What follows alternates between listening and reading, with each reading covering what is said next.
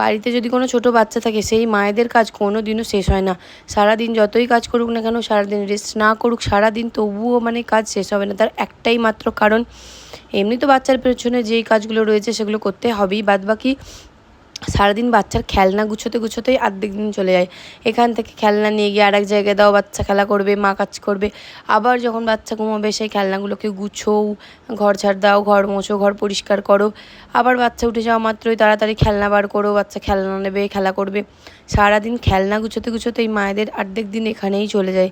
তারপর তো সংসারের বাড়তি কাজ বাজ, বাচ্চাকে সামলানো, খাওয়ানো, ঘুম পাড়ানো, স্নান করানো, কাজের শেষ নেই। সারাদিন এইভাবেই চলতে থাকে। আর শুধু একটাই কথা মনে হয়, আমরা একটা বাচ্চা নিয়ে এত অস্থির হয়ে পড়ি, ঠিক মতো টাইমের কাজ টাইমে করে উঠতে পারি না।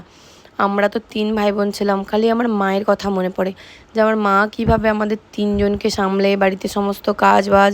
আর আমাদের তখন বাড়িতে গরু ছিল, হাঁস মুরগি সব কিছু ছিল।